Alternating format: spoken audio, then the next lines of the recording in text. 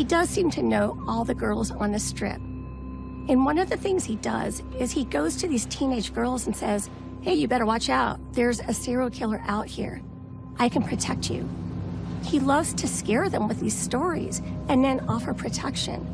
That in itself raises huge red flags. Melvin Foster interjected himself into the whole investigation to begin with.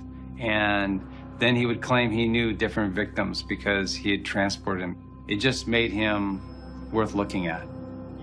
I found him to be kind of an arrogant, egotistical, semi-intelligent underachiever. You know, I don't know how better to describe him. He got himself in a jam. He made himself a suspect, and he paid for it.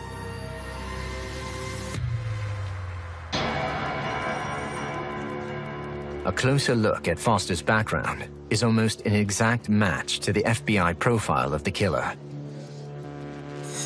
He courts teenage runaways who are pretty much at his mercy, and he doesn't seem to have a history of relationship with women his own age. He's been married to young teen runaways in the past, and they've all left him. So that gives him a lot of motive to resent these girls. And he's constantly trying to take that power back by scaring them with these stories. There's a serial killer on the loose, and only I can protect you.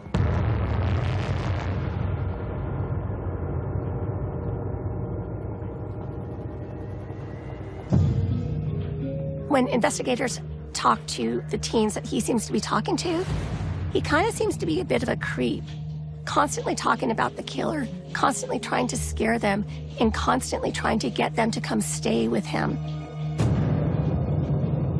Melvin Foster thinks he's this sort of heroic figure, when really he just seems to be kind of a loser and a creep and maybe something a lot worse. Appreciate you coming in. Treating Foster as a respected witness, detectives ask him to come to the station. Foster has no idea he's being set up. I understand that you're a taxi driver? As they talk, Foster reveals that he knows all 5 victims. He claims they all look up to him.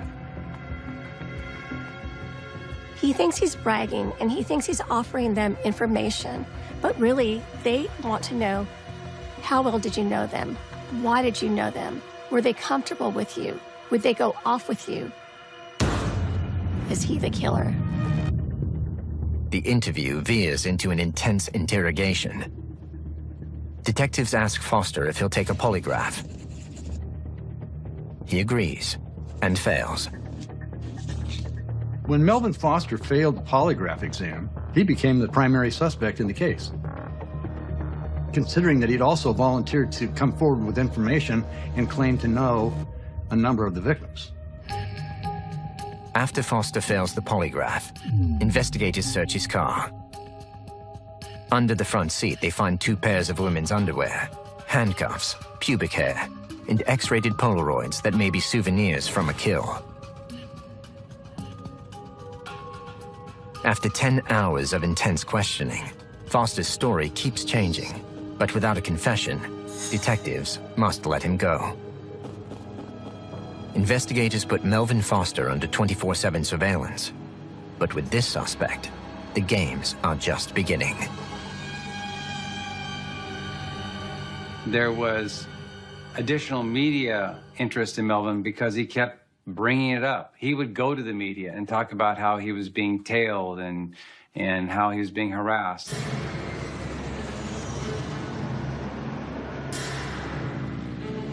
Four days later, a man rides his dirt bike into the condemned neighborhood south of the Seattle airport. He's hit by a foul odor and looks for the source. He realizes the scent is coming from some thorny bushes, blackberry bushes, a tangle of them. He carefully approaches it, sees what he can see, and he realizes there's a body here. He doesn't know who it is. She's been there for quite some time, but it's horrifying, and he immediately calls the police. It's a nearly skeletonized woman's nude body, with a pair of men's socks tied together, clinched around her neck. Her legs are spread apart. A bird tattoo on her chest reveals her identity. She's 17-year-old Giselle LaVaughn. She's from an upper-middle-class family from the San Fernando Valley near Los Angeles, California. She grew up with more privilege than most. But Giselle was rebellious. She dropped out of high school, traveled the country to follow the Grateful Dead, and ended up in Seattle with an older boyfriend. Refusing to come home, Giselle preferred life on the streets. She turned to prostitution to support herself and her boyfriend.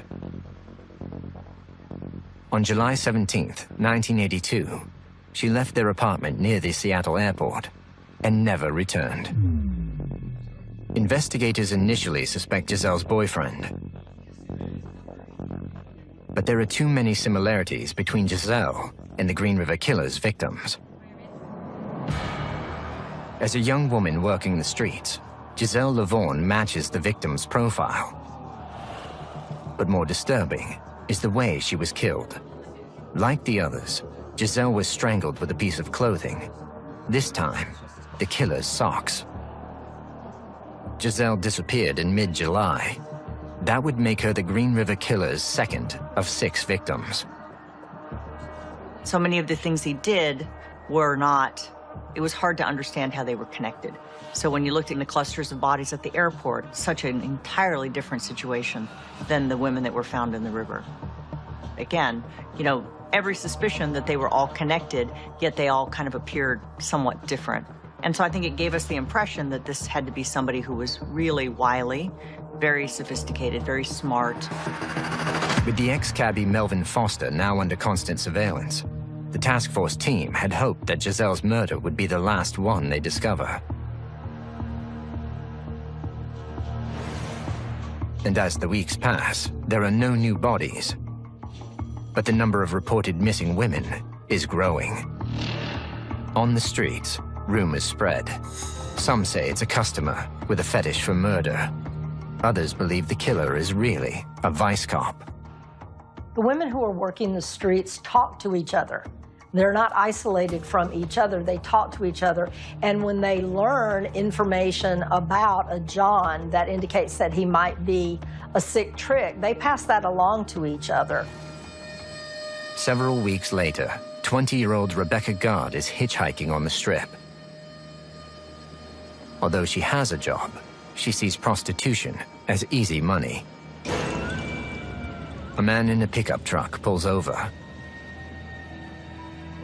He tells her he's having a tough day and could use a little company.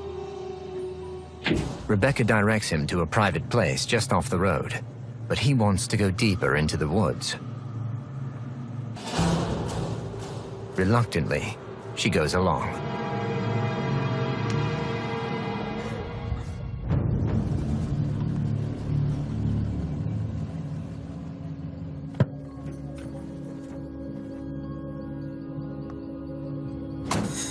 He tells the prostitute that he's a dad worried about the custody of his son.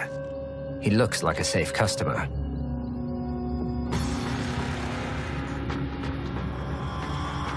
But deep in the woods, this dad transforms into a raging beast, hell-bent on choking the life out of Rebecca. Rebecca tries to plead for her life, but she can't speak. He squeezes her neck tighter and tighter. He had her in an armbar, and for whatever reason, she was able to get herself turned around so she was facing him. Then, Rebecca fights back. She kicks and knocks her attacker off his feet. For some reason, that threw him off. She says she escaped, but actually he let her go. Afraid to even look behind her, she runs. Rebecca has no idea if the man is chasing her. I don't know to this day why she was able to escape, because he could have killed her. Ahead, Rebecca sees what could be her only hope, a mobile home. She desperately tries to get someone's attention. Please help me! A couple lets Rebecca in and gives her a ride home. She's still in shock.